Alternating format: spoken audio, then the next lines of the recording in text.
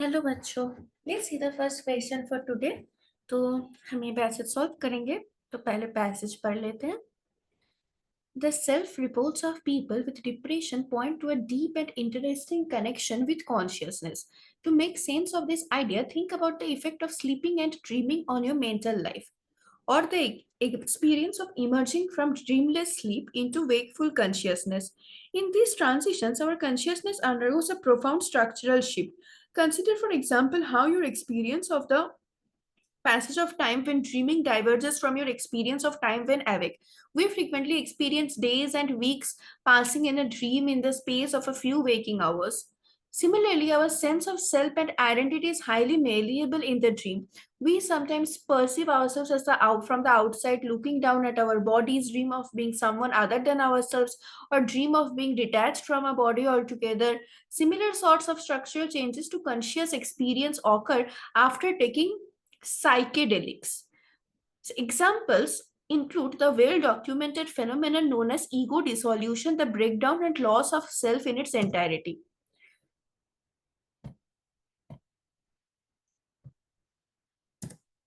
Or the dramatic warping of space in the psychedelic state. In both dreams and psychedelic states, people report robust, wide ranging alterations that disturb and alter not only their sensory experiences but their conception of themselves and their connection to reality and other people.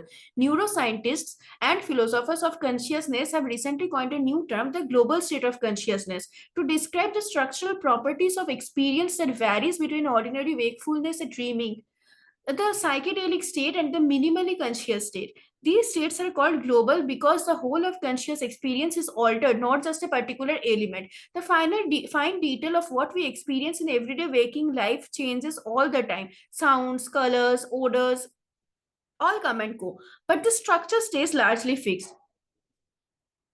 I feel myself to be present in the world at the center of an integrated, coherent point of view. Time carries on flowing at the same rate. Space has the same geometric structure. The global state is this overarching structure and ordinarily stays constant. As particular experience pass us by, when we dream, take psychedelics, or suffer a brain injury, the structure can be altered and we enter a different global state. तो basically यहाँ पे क्या बताया गया है कि psychedelic लेने के बाद हमारा जो मतलब जो ब्रेन का स्टेट होता है, और मतलब जो when we dream the state of our brain and after taking psychedelic जो स्टेट होता है वो बहुत हद से सेम होता है। जैसे ड्रीम में मतलब अपना जो सेल्फ आइडेंटिटी है हम वो लूज कर देते हैं, मतलब कुछ अलग ही आ जाता है ना ड्रीम में, it's not attach to the reality, right? So dreams are not always attach to the reality. तो साइकेडेलिक्स लेने के बाद भी वैसा हो जाता है कि जो वही फिर तुम्हारा जो थिंकिंग है, तुम्हारा जो अपना सेल्फ आइडेंटिटी है, सेल्फ कॉन्शियस है, वो काफी हद तक डिफर कर जाता है। एंड वो मतलब डिफर करते रहता है कि कभी तुम ऐसे सोच रहे हो, फिर दूसरे टाइम तुम कुछ और ही सोच रहे हो। तो that is the what the author is talking about, कि तुम साइकेडेलिक लेने के बाद तुम्हारा मेंटल स्टेट कैसा होता है, how does it affect your self identity and how is it similar to dreaming. तो वो बेसिकली ये बताता है। फिर लास्ट में ये बताया है वो कि जैसे मेरे लिए जैसे जो स्पेस है वो सेम है, जो मतलब जो स्पेस है उसका जो डायमेंशन है वो सेम है, टाइम सेम स्पीड पे चल रहा है, जो मतलब जो नॉर्मल इंसान के लिए होते हैं। बट जब हम सपने देखते हैं या फिर हम साइकेडेलिक लेते हैं और कोई ब्रेन इंजरी होता है, तो ये जो नॉर्मल स्ट्रक्चर है डे टू डे लाइफ का ये ऑल्टर हो जाता है, और हम ऐसे एक डिफरेंट स्टेट में चले जाते हैं जहाँ पे हम कुछ और ही चीज अज्यूम करने लगते हैं अपने बारे में या फिर हमारे आसपास के बारे में। एंड ये साइकेडेलिक लेने के बाद ये जो एजम्पशन है ये भी चेंज होता है कि कभी कुछ ये सोच रहा है, कभी वो सोच रहा है, ऐसे। So it's about what is the effect of taking psychedelics लेने के बाद क्या क्या चेंजेस आते हैं एक पर्सन में, how is it similar to the state of dreaming. Okay, तो यही ऑथर का बात है all over the passage. Now let us move on to the questions of this passage. Based on the information presented in the passage, what would be the most effective course of action for inducing changes in global state of consciousness? देखते हैं। Practice lucid dreaming techniques to gain control over dream content. तो lucid dreaming technique से शायद dream content पे तो control हो जाए, but इसका मतलब नेसेसरीली ये तो नहीं है कि ये ग्लोबल स्टेट ऑफ कॉन्शियस में चेंज ले आए लूसिड ड्रीमिंग टेक्निक से। बी देखते हैं, ए तो सही नहीं लग रहा। बी देखते हैं, engage in sensory engage in sensory deprivation to reduce external stimuli. अब ये जो है ये तो सेंसरी एक्सपीरियंस में चेंज ले आ सकते हैं क्योंकि एंगेज इन सेंसरी डिप्रीवेशन, पर कि जरूरी नहीं है कि ये जो हमारे मतलब सेंसरी एक्सपीरियंस में तो ये चेंज ले आ सकते हैं, पर जो ग्लोबल स्टेट ऑफ कॉन्शियस है उस पे भी ये चेंज इंड्यूस कर पाए ऐसा तो कुछ जरूरी नहीं है, क्योंकि एक पर्टिकुलर चीज के ऊपर है। हाँ, ये देखते हैं, consume large quantity of alcohol to alter cognitive function, this is not something which is like safe और which should be done, right? क्योंकि हमको यहाँ पे बोलना है कि most effective course of action बताना है हमको, तो this is not something which is safe और an effective way to bring changes, तो इसको तो वैसे ही हटा देंगे। डी देखते हैं, participate in meditation retreat to induce altered state of consciousness. I think this is something which can be recommendable कि तुम मेडिटेशन से अपने खुद को मतलब in through meditation you may induce altered states of consciousness, because meditation is like a control over your mind, right? Meditation say you can practice control over your mind by meditating, so that is something which can be said or which is something related to your consciousness as a whole, right? So I think this will be the correct answer for this question. क्योंकि देखो सी तो हम ऐसे ही हटा देंगे, C is not something which can be like said and it is not a recommendable course of action, और E और बी जो है ये तो बता रहे हैं but you don't have any support to say कि हाँ ये जो है ये ग्लोबल जो स्टेट ऑफ कॉन्शियसनेस है उस पर कोई चेंज इंड्यूस करे, है ना? क्योंकि वो हम नहीं बता सकते, it's like a particular action जो मतलब जैसे कि लूसिड ड्रीमिंग टेक्निक्स है to get control over dream content, इससे हम ये नहीं बता सकते कि ग्लोबल कॉन्शियसनेस पे चेंज है, because this is not something which is related to your consciousness as a whole, but meditation is something which is a part of controlling your consciousness, like how you think, what you think, that is practiced through meditation, right? So that is what we will choose from here. So option D will be the correct answer for this question. Next question देखते हैं, based on the information presented in the passage, which of the following is the most reasonable assumption about the relationship between alterations in global state of consciousness and personal growth?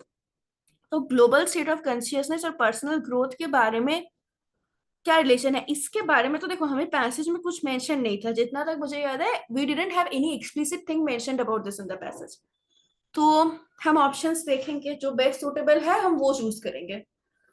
Personal growth can only occur in individuals who have experienced altered states of consciousness, ये तो बहुत extreme चला गया, एक तो है कि passage में कुछ दिया नहीं हुआ एक्सप्लिसिटली, और इतना एक्सट्रीम ऑप्शन तो हम चूज कर ही नहीं सकते, इसके लिए तो you need a very strong claim और like strong source for this. The experience of altered states of consciousness always leads to personal growth, again बहुत ज्यादा एब्सोल्यूट हो गया, because of this always, because of this only, this are like very much absolute in itself, जबकि passage में कोई strong claim नहीं है। Personal growth may be facilitated by the experience of altered states of consciousness, but it is not guaranteed. And these will be the correct answer. C will surely be the correct answer, but still D हम देखेंगे. Personal growth is hindered by the experience of altered state of consciousness. Again ये extreme चला गया कि hinder होगा ही, क्योंकि देखो ये है कि हमारे पास कोई एक्सप्लिसिट इंफॉर्मेशन नहीं है, तो जब हमारे पास कोई एक्सप्लिसिट इंफॉर्मेशन स्टेटेड नहीं है we can't choose any absolute answer, और सी जो है this is the best suitable answer for this question, because it is a balanced, it is said in a balanced way कि हो सकता है facilitate हो बट ये गारंटीड नहीं है, सो वी विल चूज सी। ठीक है, अब अगले क्वेश्चन देखते हैं, based on the information presented in the passage, which of the following base describes the relationship between alterations of global state of consciousness and self? तो passage में क्या बताया था, जो ये ग्लोबल स्टेट ऑफ कॉन्शियस में इतना ऑल्टरेशन होगा तो सेल्फ आइडेंटिटी लूज हो जाता है, कि तुम खुद को कभी कभी एज आउटसाइडर लुक करते हो, कभी कभी किसी और की तरह देखना चाहते हो, तो you basically start losing your self identity if your state of consciousness always differs. अब देखते हैं क्या क्या ऑप्शंस है। Alterations in global state of consciousness have no effect in individual sense of self, इसको तो ऐसे ही हटा सकते हैं, पैसेज से पूरा contradictory है। Alterations in global state of consciousness can lead to a loss of self identity. I think B will be correct, but C और D भी देखेंगे। Alterations in global state of consciousness only impact one individual's sensory experiences, not their sense or self. No, ये भी passage से contradictory है. Alterations in global state of consciousness enhance an individual's sense of self. नहीं, enhance तो करता ही नहीं है.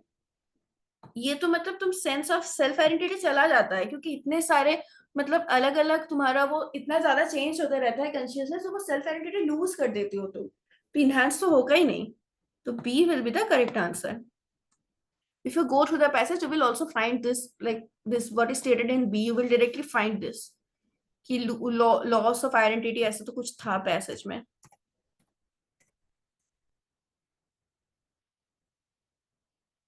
हाँ, our sense of self and it is highly malleable in dream. We sometimes perceive ourselves of dream being detached.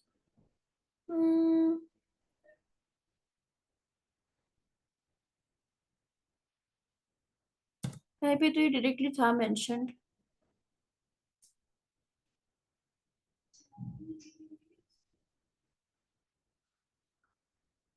Okay, so now I'm unable to get the exact sentence, but once you go through the entire passage, you will surely find it.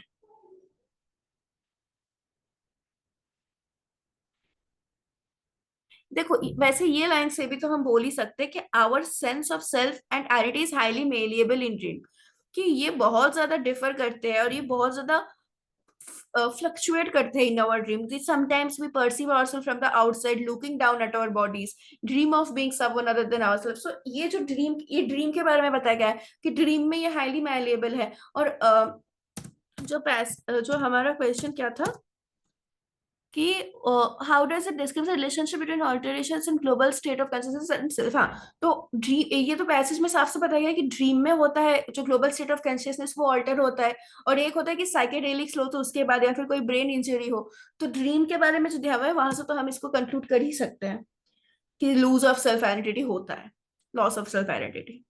तो option B becomes the correct answer. अब fourth question देखते हैं. What is the main argument presented in the passage regarding alterations in global state of consciousness? Alterations in global state of consciousness only occur during dreams and psychedelic state. नहीं, brain injury के बारे में भी बताया गया है साफ साफ, तो हटाएंगे. Alterations in global state of consciousness have no significant impact on individual sensory experiences. Contradictory. Alterations in global state of consciousness have a profound structural shift in an individual's consciousness. Obviously, this is the correct answer.